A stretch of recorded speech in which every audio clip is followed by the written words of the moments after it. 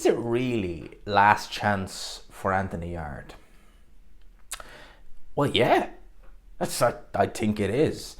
I don't want to hyper focus on Anthony Yarde much more. He had his fight the weekend against Vilkans. He didn't look particularly good. A lot of people have even said that they could make a case that at the very least for Vilkans, he didn't win the fight, but you could have made a case with it, take the knockdown out of the equation, which it was a legit knockdown. He could have pushed for a draw. It was not a 98-92, which is what Victor Loughlin scored. It was not that type of fight. And, that fight has done not a lot for Anthony Yarde's stock.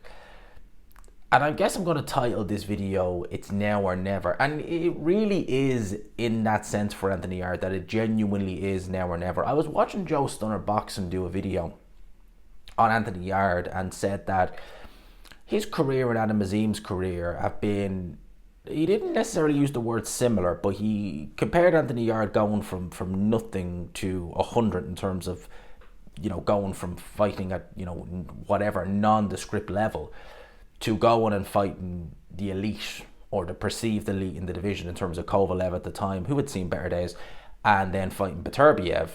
And he compares to Adam Azim, where probably more so Sky and Boxer as opposed to Shane McGuigan pushed him on to fight for that EBU title, to then immediately vacate it because Dalton Smith was your mandatory. And I was very scathing of that decision at the time, because my rationale was, well, if you're good enough to fight for an EBU title, you're good enough to defend it. Don't fight for something you're not ready to defend. Anthony Joshua, was he ready to fight for a world title when he fought Charles Martin? In my opinion, he was ready to fight Charles Martin, but he was not ready, I thought at the time, for the pressure that came with it. He proved me wrong. They didn't treat him with kid gloves a year later. He was fighting Klitschko. With Adam Azim, an EBU title is one of the most prestigious titles you can win in boxing, get you a world ranking. If someone has ended their career and they've won an EBU title, I'd consider that a success. It's a great achievement. It's a brilliant achievement. You might not have won a world title, but that's still a brilliant achievement. To get to that and then to realise, oh crap, put the brakes on him, that's a bit off. In terms of Anthony Yarde though, because we're not going to compare him to Adam Azim or anything like that, but in terms of Anthony Yarde, it's now been nearly a decade since he's been pro. Now, he turned pro with 10 amateur fights. 10 amateur fights. You'd never think it, even if you'd seen him very, very early in his career. You will see fighters who could turn pro with very, very limited amateur fights. And you will see, you'll see it. You'll see the lack of experience, the lack of technique. With Anthony Yarde, you didn't see any of that. You saw a particularly good technique, very correct puncher, athleticism, defense, not as slick as necessarily he thinks he is, but the fact that he's very calm, when he's moving with those shots and even when he's taking a few shots, that to me was impressive. So when you look at Anthony Yarde, you look and you think, yikes, this kid's got something at the time. This kid's got something. You're thinking, God damn, for someone with such limited experience as an amateur, it's very impressive. And at that time when they were moving him throughout his career, he was fighting absolute nobodies. And that's A-okay. There's nothing wrong with that if you've had a limited amateur experience and you're very, very new into your pro career. Essentially, it's the Mexican approach, where you are kind of having your amateur career in the pros. You have a very limited amateur background, which a lot of them do have. They spend many years. A lot of them will turn pro very early. Canelo Alvarez is a good example. He was only 15 when he turned pro. What were you guys doing? What was I doing at 15? I was playing Call. Well, I wasn't in Call of Duty. Well, I wasn't playing COD 4, but you know what I mean. I was playing video games and playing football with my friends when I was 15. I wasn't boxing. Canelo Alvarez was doing that. So a lot of them turn pro very young. They fight nondescript opposition for a long time, but they're honing their skills doing that. And I guess that was the logic with Anthony Yarde. He did deviate from Frank Warren's traditional route, and Frank Warren is very much the traditional way, area, British, Commonwealth, European, etc. It's tried and tested. He's done it with several fighters before. He's doing it with several fighters now. That's the Frank Warren, the traditional way. And it gives you an idea, a bit of everything. You're fighting guys who are at your level. You're probably a level above them, but they can bring you rounds, they can test you a little bit, they can make you ask questions of yourself. And sometimes you might slip up, but Frank Warren will go again, and so on and so forth. None of that with Anthony Yarde. None whatsoever. I mean, it got so bad at one point where you would look forward to an Anthony Yarde fight, but you'd be just like, well, what? I'm looking forward to it, but he's in there again. Like, who the hell is this guy that he's in there with? I don't know him. And it's, a journeyman who you don't even know. That's how bad they were. And it was just like that, and it was never getting any better. It was never improving. And then early 2019, Frank Warren was running a show in the Royal Albert Hall. And that was I'm surprised he hasn't done more shows there. Great venue. It looked epic. It really did. He'd only done a couple of shows there, but it looked epic. Daniel Dubois fought Razvan Kajanu. I'm not sure if that was the main event. I think it might have been. But on the card as well was Anthony Yarde. Now, Anthony Yarde fought a guy called Travis Reeves. I think that's how you say his name, Travis Reeves. An American light heavyweight, I think he was. He wasn't particularly good. And Anthony Yarde dispatched to him, I don't have my iPhones with me. Well, I do, but they're not charged. To go on BoxRec and tell you the exact ins and outs of it. But I believe it was only about a 2 or 3 round job, something like that. It was very quick. Now, he wasn't the original opponent. Some of you may not know that. Originally, he was meant to fight a guy who had previously, I think it might have even been in his last fight or in his recent last couple of fights, went the distance and won a couple of rounds, if memory serves me correct, over Alexander Buatsi. That's who they were talking about matching Anthony Yarde with, because even then they were talking about potentially putting them in there for a crack at a world title, and they were naming Sergey Kovalev. And I actually thought at the time, I was like, well, geez, that is a step up. I mean, the guy I can't remember his name. I think he might have been Middle Eastern. I'm not 100% sure. Again, don't have it on in front of me here, but need to say that's Europe. But you go into distance with Buatsi, you can, because Buatsik's a big puncher. You can, you've shown something. I thought that would have been a good opponent for Anthony Yarde. Didn't happen in the end. We get this guy, and then straight into a Sergey Kovalev fight. And you could see the inexperience of Anthony Yarde really in that fight. And that was not a peak Kovalev. A year prior, he'd been knocked out badly by Eleider Alvarez. He'd just recaptured the title off Eleider Alvarez. But you could tell this wasn't a peak Sergey Kovalev. And as Tunde was saying, timing was everything. And in that fight, you saw the inexperience of Yarde, but you also saw the experience of the corner. Anthony Yarde early on, was he doing that bad? No. Was he winning? No. But he was picking, give him a couple of rounds early on, definitely. But was he really in the fight? Kovalev was winning with his jab. And then Kovalev got a little bit tired, got hit with a big right hand in round 8 from Anthony Yarde. I remember it very well, jumping out of my seat back home and thinking, oh my God, Yarde's going to do it. He didn't. And he got bad advice. You're going from round number 8 into round number 9. You're not even the championship rounds yet. And you're being told, empty the tank. When you've never gone. I think Yarde at that time, that might have been the furthest he'd ever gone in a fight. So he wasn't used to going rounds. And he wasn't used to exerting himself in there with an opponent who is a vet. So he knows what he's doing. He knows how to survive. He was given the advice to empty the tank, which is just incredible, really, to think that was the advice that was given by the corner man in a world title fight at that. He empties the tank and he gets taken out by a jab, not because of a weak chin, but because purely you were just so fatigued that those jabs you were taking no problem early on ended up flooring you because you were so fatigued.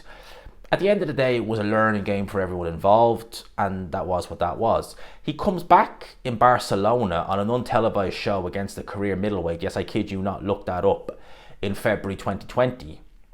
Then proceeds to fight Dex Spellman, of all people, who at the time was Anthony Yarde's best win. Dex Spellman is an area level fighter, or was. He's retired now. Area level fighter who actually gave Elizara a good fight at cruiserweight. If you've ever seen that fight, give it a watch. It was a really good scrap. That was his best win. Went in there with Lyndon Arthur. I think that was for the Commonwealth title. So it seemed like Warren was finally getting him down that path. Loses to Lyndon Arthur in a fight in which Lyndon Arthur appeared to hurt his right hand, and Tunde Ajayi didn't pick that up. In fact, I think someone relayed it. That was what the BT Sport, as it was at the time. Commentators were saying that the hand is injured. And at that point, lost that fight. At that point, I was saying, do you know what? Now this might be the best thing that ever happened to Anthony Yarde, because he's still in his 20s. I think he would have still, yeah, he would have still been in his 20s at the time, late 20s. I said, okay, he's in his late 20s. There's still that little bit of time to change the team up, to change things around and try and improve. There's still that little bit of time that you can change things up. You have that time left. Didn't change anything. I think he brought someone into the team, to be fair, but fundamentally the team was staying the same. Okay, yes, you won the rematch, and then you go and actually he won the rematch in 21. And what did he do in 2022? Very little. To then go and fight Beterbiev. So you see the pattern coming here. Going from there straight down to there and then back up to there. Maybe you'll have something in between. But fundamentally it's there. And that doesn't work. Gets beat by Yarde Beterbiev. Comes back in September against the nobody. Has a fight in the copper box in February against the guy whose record on paper wasn't that bad, but he was absolutely terrible. And then comes back in October on a boxer show at that in the copper box against the guy whose record on paper wasn't bad, but we all kind of thought, how good is he? He wasn't terrible, and Yarde went life and debt with him. And now he's mentioning the likes of, but he's not committal to a Buatsi fight. But Buatsi is coming off the back of wins over Craig Richards. He beat Willie Hutchinson. He beat Dan Aziz, and he's beaten these guys well. The closest fight out of all of them was the Dan Aziz fight. I know on paper it will tell you Hutchinson was a split decision. That's BS. It should never have been a split decision. That's why I say just because something is scored a split decision doesn't mean it legit was. I mean, that, for God's sake, how anyone could score that fight for Willie Hutchinson is beyond me. But they're contemporaries. I think it was Tunde Ajayi said on TalkSport that people only know Joshua Buatsi because of Anthony Yarde. No, people know Joshua Buatsi because he was Olympic bronze medalist. Alright, because he was fighting on Sky and he's promoted quite well by Eddie Hearn, and now he's gone out to boxer. People still know who Buatsi is, and Buatsi at this stage in his career, even though I think he might be a little bit older than Anthony Yarde, correct me on that one, but he might be a little bit older than Anthony Yarde, is still a lot more proven. He's gone through tests. He's had fights against guys like Bolotniks who brought him rounds, who are tough. He's had tough fights like against Dan Aziz, who's made him think and work for his wins.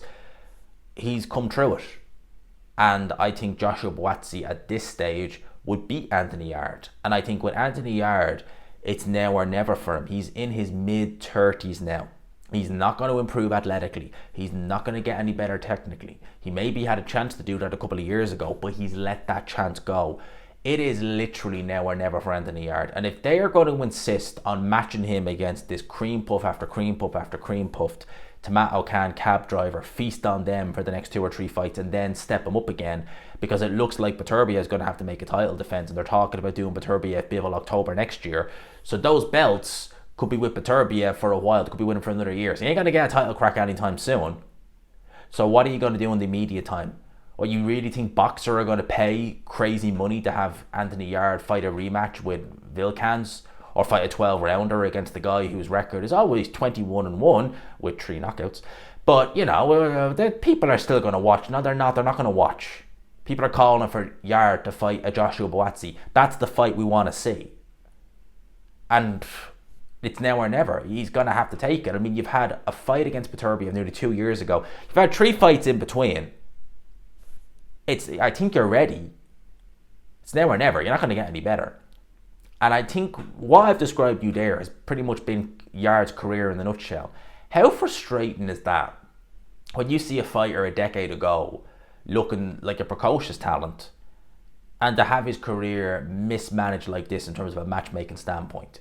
Especially now in terms of his career now, where like he could have been fighting on some of those Saudi shows making an absolute killing, to he's now fighting as a co-main event on a show in the copper box. And you're still fighting lower level opponents, although Vilkans, I will say, better than I thought, much better, credit to him. That's how you F a career up. I mean, that's how you waste your potential, and it's been well and truly wasted by Anthony Yarde.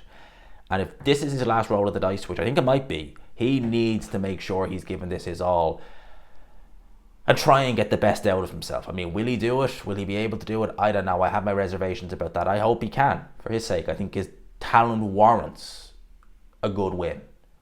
But his best win right now, no disrespect, is Lyndon Arthur. That's his best win, no disrespect to him. Bloody hell.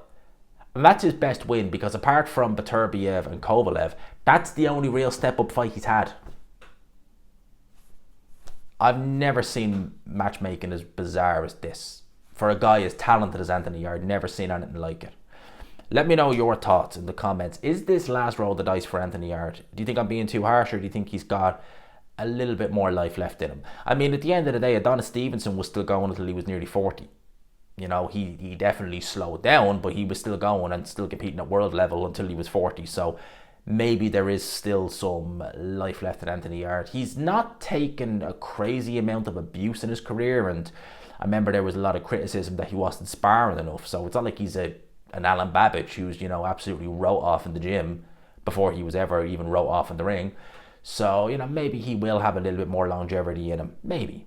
But we need to see. We need to know. Let's see what he does next. Let me know your thoughts in the comments below. I hope you enjoyed the video. Smash the like button if you could, and subscribe, of course, as always, people, if you haven't already. And until next time, peace.